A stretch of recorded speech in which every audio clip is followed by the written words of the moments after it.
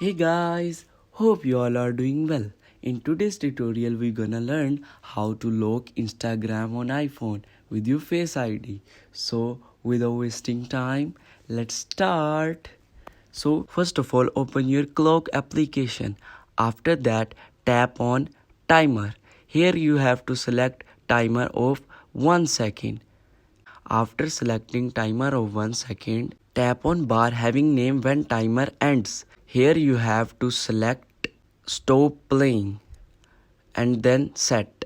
After that, open your shortcut application. Here you have to tap on automations. Then you have to select on add personal automation. Here find app and now you have to change.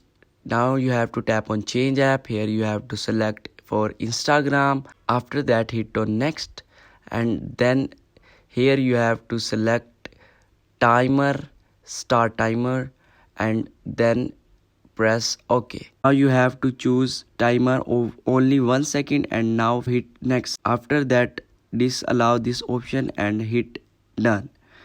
So here we go. Whenever you open your Instagram, firstly you have to unlock your phone with your Face ID. So here we go. That's how we can lock your Instagram with our Face ID.